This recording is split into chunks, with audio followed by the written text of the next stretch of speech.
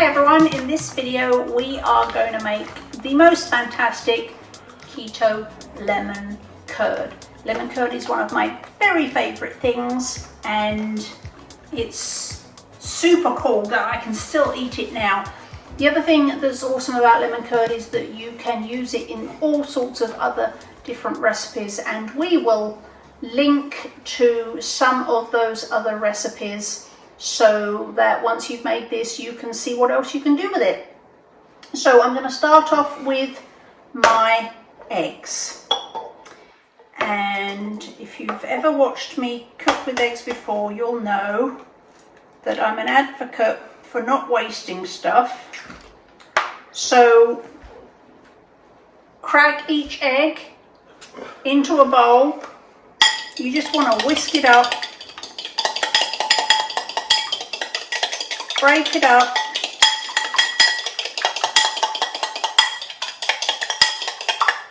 and then you're going to put it in a pan. We do not have the heat on yet, and then you're going to do that 3 more times. The recipe and all the quantities for this recipe are linked below, so you can go and get all of that. The reason I'm doing this one at a time is because you can't tell if an egg is bad until you open it. So if you had cracked 3 eggs in here and then cracked the 4th in and the 4th was bad, then you've just wasted 4 eggs, not 1 egg.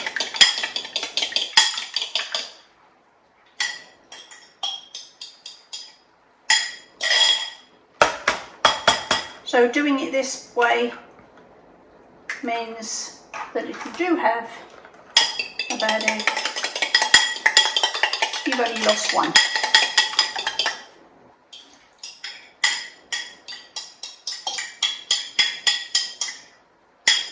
Okay, so we've got all our eggs in there, and I'm just going to whisk them up a bit so they're really well mixed. You want to really break up the whites. Okay, so it's really homogeneous. Then what we're going to do is that we're going to add our sweetener. It's very humid here today, so everything's sticking. We're going to add our lemon juice. We're going to add our coconut oil.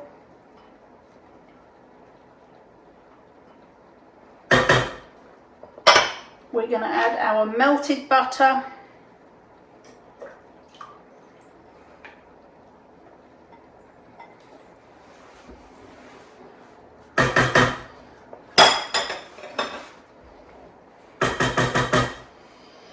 And then we are going to zest our lemon. Now, because I don't like doing dishes, I do it with, this is a microplane. We will link below to that in case you don't have one. By far the best way to zest a lemon. I'm going to put it straight over the top, and I'm going to zest straight into the pan. And that way I'm not dirtying another bowl, dish, or anything else. Microplanes are awesome. You really only need 1 pass on an area, so it goes very fast. I know with some of the older graters you have to rub that lemon on it multiple times to get it all off, but really with a microplane, 1 pass and you're down to the pith, or the white part. And you do not want to get a lot of pith in your curd, or anything actually, because the pith is quite bitter. So if you're used to a regular grater and this is your first time with a microplane, don't go crazy. You're going to end up with a bunch of pith in your curd or whatever lemony goodness you are making. So I'm going to make sure I've got it all.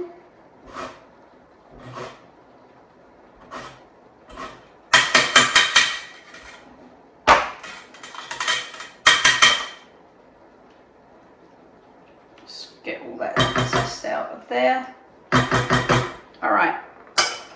Now, I'm going to fire up the heat.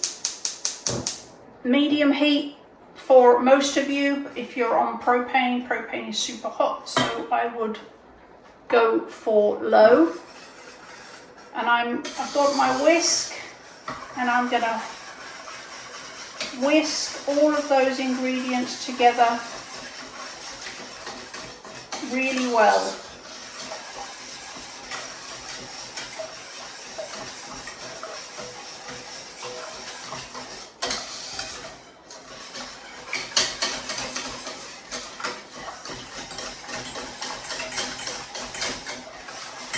Once you can see that the ingredients are completely mixed together and the sweetener has all dissolved, you should be able to feel that.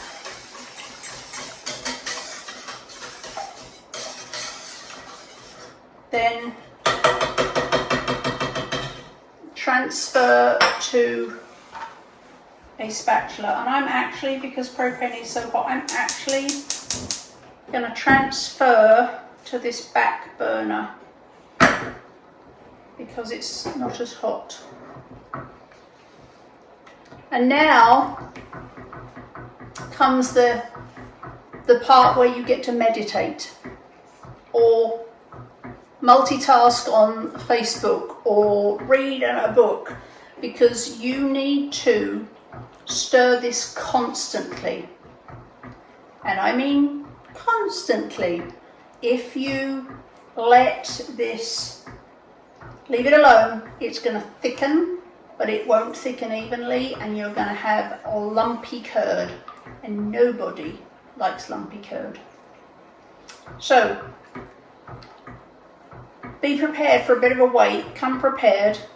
It takes about 12 to 15 minutes to fully thicken. So just embrace the process and be patient. The other thing you have to avoid is that you must not let the mixture boil. If you let the mixture boil, you will get scrambled eggs instead of lemon curd, and that would be a real shame. So you'll notice that I moved mine to the back burner because it's a smaller burner. That's because I'm on propane, which gets incredibly hot even on the lowest setting.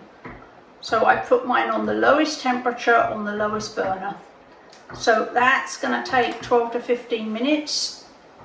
I will see you back here once our curd is thickened and we will finish it up. Hey everyone, I am back here with my lemon curd. I'm going to turn the heat off while splashing myself with lemon curd. I'm going to turn the heat off so that it stops cooking, and I'll show you. You'll notice in the directions that it says when the mixture's thick enough to coat the back of a spoon, and you may have seen those words on countless recipes, and you may have even wondered what it means. So here's what it means. It means that when you go like this, it doesn't all run off. So when you lift your spatula up, it stays, it doesn't flow off. That's how you know when it's thick enough, because it coats the back. Of course, we don't often use wooden spoons now, but back in the day, you would use a wooden spoon to do this, and that's where the expression coat the back of a spoon comes from. Now it's coat the back of a spatula. Put your spatula in, lift it up, and it pretty much all stays on there. So that's the kind of thickness that you're looking for. Okay, so when it gets to that thickness, you are going to turn it off, and you're going to remove it from the heat, and you are going to do one of my favorite things, which is sieving. I'm a big siever. Oh, that's so good. Okay, you're going to pour your curd into a fine mesh sieve. Why? When cooking egg custards, you'll often find that there are little tiny strands of egg white that get cooked, but that will make lumps in your curd. You also have that lemon zest that we added. The lemon zest is in there and you don't want to eat that. You want a lovely smooth curd, so you also want to sieve that out. So I've got all my curd out. You need a fine mesh sieve over a bowl. You'll see that most of it has fallen through already. You just need to work the curd to encourage that last bit of liquid curd to come through. And in a moment you're going to see why we sieve it and why you'll be sad if you don't sieve it. So you're going to push the curd through, and then you're going to take a second spatula, a second clean spatula, because this one has lumps on it from the egg and the zest. So you don't want to use that one to clear the bottom. You want a clean spatula, and you're going to scrape all that gorgeous lemony goodness out into your bowl. And here is why we sieve. You can see there's the zest, but there's also little white pieces of stringy egg white that got cooked, and you do not want those in your curd. So that is why we sieve. It may look smooth while it was cooking in the pan, but all of that was hidden in there and we don't want that. So once you have passed through the sieve, you want to leave it uncovered until it's completely cold. And you want to give it a stir about every 10 minutes to stop a skin forming as it cools. So leave it to cool, give it a stir every 10 minutes to prevent a skin forming until it's completely cold. And then you're gonna either cover this in plastic, or you're gonna put it into a container that has a lid, so you can put it in an airtight container and store it in the fridge. Once it's chilled, it will be thick and spreadable. So it doesn't stay runny like this, it's thick and spreadable by the time it's done. And that is how you make the most fantastic keto lemon curd.